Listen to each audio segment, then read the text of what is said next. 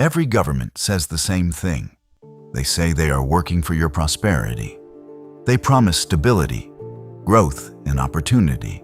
They tell you the system exists to help ordinary people build wealth and security.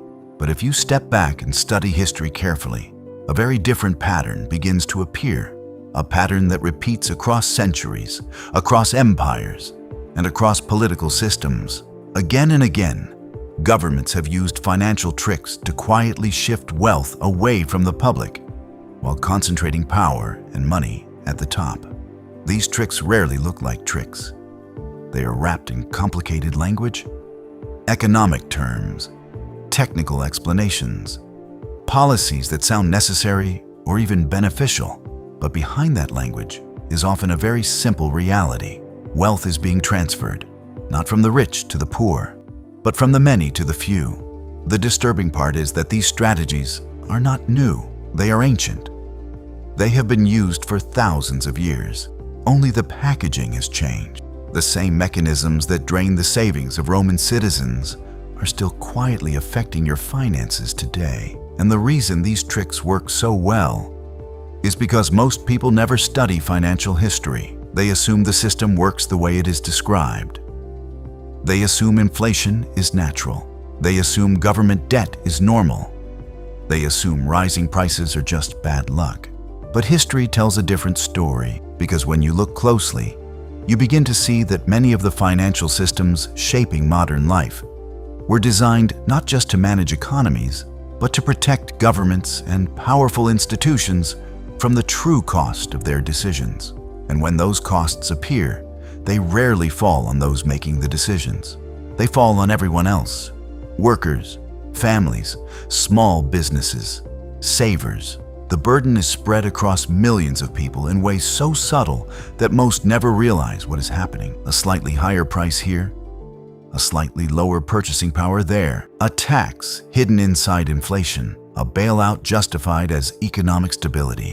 Each step looks small on its own, but together they form a system that quietly drains wealth from the bottom while reinforcing power at the top. To understand how this system works, we need to start with one of the oldest and most powerful tricks governments have ever used: inflation.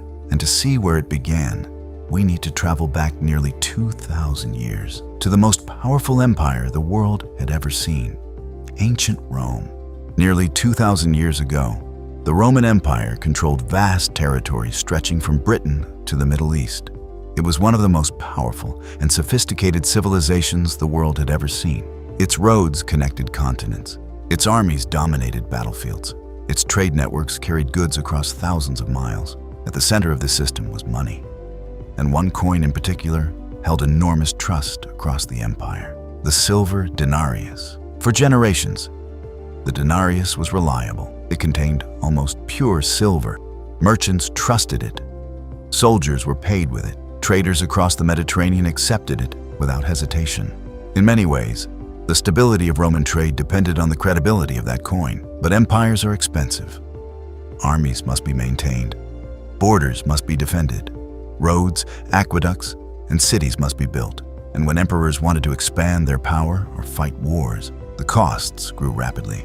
Eventually, Rome faced a problem that every government eventually encounters. It wanted to spend more money than it actually had. There were only two ways to solve that problem. The first option was honest but dangerous: raise taxes. But raising taxes on Roman citizens could create unrest. People notice when their taxes increase. They complain, they protest, sometimes they revolt. So Roman leaders discovered a second option, a quieter one. Instead of taking more money directly, they could change the money itself. This process is known today as currency debasement. At first, the change was small. The government slightly reduced the silver content inside each coin. A denarius that once contained nearly pure silver now contained just a little less. Most people didn't notice.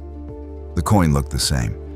It had the same stamp. It carried the authority of the emperor. So it continued circulating as if nothing had changed. But the process didn't stop. Over the following decades, Roman emperors kept reducing the silver content further and further. Eventually, the once valuable coin became mostly copper, with only a thin silver coating. To the eye, it still looked like silver, but its real value had been quietly stolen, and the effects slowly spread through the economy. Prices began to rise. Merchants demanded more coins for the same goods. Workers demanded higher wages. Savings began losing their purchasing power. What Rome had created was one of the earliest large-scale examples of inflation. A hidden tax on the entire population. No law had been announced. No official tax had been raised, but every Roman citizen was now paying the cost. Their money simply bought less than it used to, and the empire had found a way to fund its spending without openly asking the public to pay for it. The trick was simple. Change the money and let everyone else absorb the consequences. The fall of Rome did not end the strategy of manipulating money. It simply evolved. Instead of melting coins and reducing silver content, modern governments developed a far more sophisticated system. Today, the power to control money usually sits with central banks. Institutions that manage interest rates, regulate financial systems, and most importantly, control the supply of money. On the surface, central banks are presented as guardians of economic stability. Their mission sounds noble. Prevent financial crises, maintain steady growth, keep inflation under control. But the ability to create money also gives governments a powerful tool, one that works very similarly to the Roman debasement of coins. Except now it happens digitally. Instead of mixing copper into silver coins, modern systems expand the money supply. New money is created through banking operations, bond purchases, and financial programs that inject liquidity into markets. When governments spend more than they collect through taxes, they often borrow by issuing bonds. Those bonds are purchased by banks, investors, and sometimes central banks themselves. When central banks buy these bonds, they effectively create new money to do it. This process can add trillions of dollars into the financial system. To economists, this is often called stimulus or monetary expansion. But in simple terms, it means more money exists in the economy than before. And when the amount of money grows faster than the amount of goods and services available, something predictable happens. Prices rise. This is inflation. For governments, moderate inflation can actually be convenient, because inflation slowly reduces the real value of debt. A government that owes $1 trillion today might find that debt easier to repay years later if the value of the currency has declined. But while this helps governments manage their debts, it creates a hidden cost for ordinary people. Savers, workers, families trying to build financial security. Because when prices rise faster than wages, purchasing power falls. Your salary might increase, but if rent, food, fuel, and housing rise even faster, you are actually becoming poorer in real terms. Savings accounts suffer even more. Money sitting in a bank slowly loses value each year. And the longer inflation continues, the more wealth quietly disappears. What makes this trick powerful is that it rarely feels like a direct policy. No one receives a letter saying their money has been reduced. No government announcement says your purchasing power will decline. Instead, people simply notice that life becomes more expensive. Groceries cost more, housing costs more, fuel costs more. The change is gradual, but over time, the effect is enormous. It is the modern version of Rome's old strategy. Alter the money and let everyone else absorb the cost. As the Roman Empire faded and Europe entered the Middle Ages, governments lost the complex financial systems that once supported large empires. But rulers still had the same problem. They needed money. Kings had to fund armies, build castles, maintain royal courts, and most importantly, fight wars. Wars were incredibly expensive.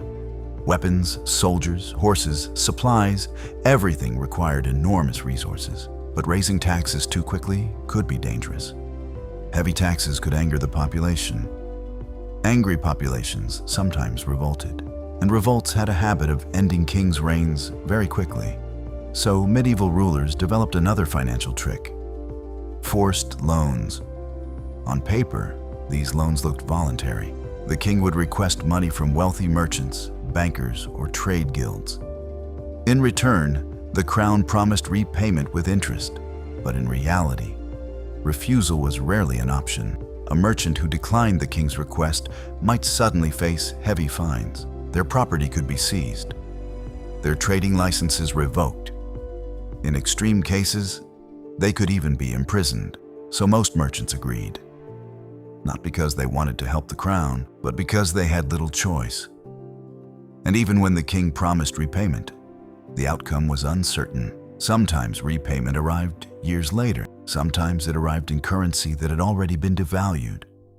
And sometimes the crown simply refused to pay at all. Kings often claimed that the financial pressure of war made repayment impossible. The merchant had lent money, but the power imbalance meant they had no real protection. The crown held all the authority. This allowed governments to extract enormous amounts of capital without formally raising taxes. It was borrowing disguised as cooperation, but it was really coercion. The trick relied heavily on language. The king would frame the loan as an act of patriotism, a duty to the kingdom, a contribution to national defense. Merchants were told they were supporting their country, but in practice, they were funding wars and royal projects while bearing enormous financial risk. And this pattern appeared across Europe, in England, France, Spain, and many other kingdoms. Forced loans became a routine way for rulers to finance their ambitions without openly confronting the public about the true cost. But eventually, financial systems became even more advanced, and governments discovered a new trick, one that still dominates the global economy today: government debt, a system that would allow states to borrow massive amounts of money, not through force, but through financial markets. And once that system was built, it changed the relationship between governments, wealth, and the public forever. By the late 17th century, governments discovered a new and far more powerful financial system. Instead of forcing merchants to lend money, they could now borrow from investors through financial markets. In 1694, England created a new institution that would change global finance forever: Bank of England. The reason was simple: the government needed money. England was fighting expensive wars against France, and the crown could no longer rely only on taxes or forced loans. So a new system was introduced. Investors could lend money to the government by buying government bonds. In return, the government promised regular interest payments. At first glance, this seemed like a fair arrangement. Investors provided capital, the government paid interest. But there was a hidden detail in this system. Where did the money for those interest payments come from? Taxes. And those taxes were mostly paid by ordinary citizens. Duties on goods like salt, beer, cloth, and food increased. So while wealthy investors earned reliable interest from government bonds, the general population funded those payments through taxation. In other words, the public financed the profits of the bondholders. This created a powerful cycle. The rich lent money to the government guaranteed their returns, and the public paid the bill. Over time, government bonds became one of the safest investments in the world. But the security behind those investments always came from the same source: the labor and consumption of the population.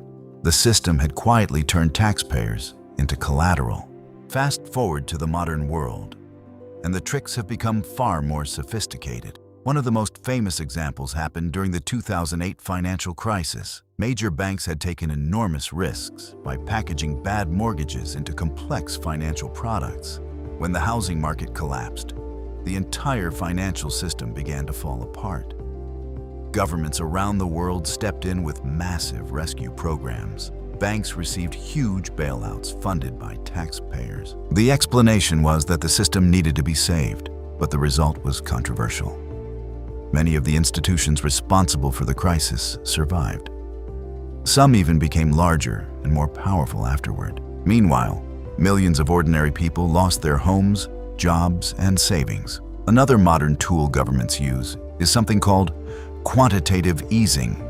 Quantitative easing: central banks create new money and use it to buy government bonds and financial assets. This increases liquidity in the financial system and pushes asset prices higher. Stocks rise, real estate rises, bond markets grow. But here's the key question. Who owns most of those assets? Primarily wealthy investors and large institutions.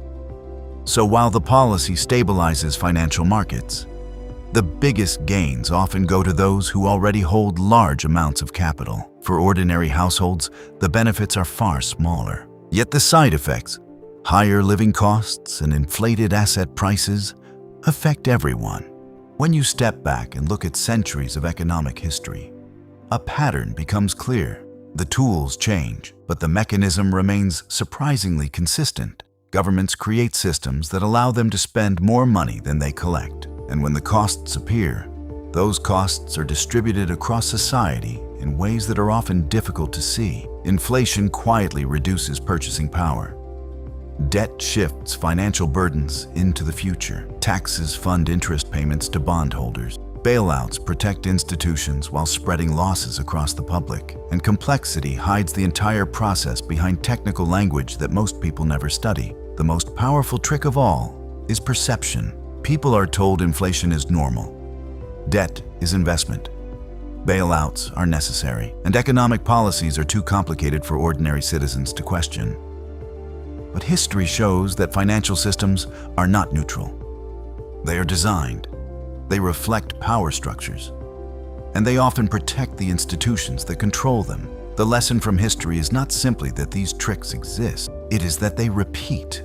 From ancient Rome to modern financial markets, the same patterns return again and again, and the only real defense against them is understanding. Financial education is not just about making money. It is about recognizing how systems work, because once you understand the rules of the game, you are much harder to manipulate. And history shows that those who understand money always have an advantage over those who don't.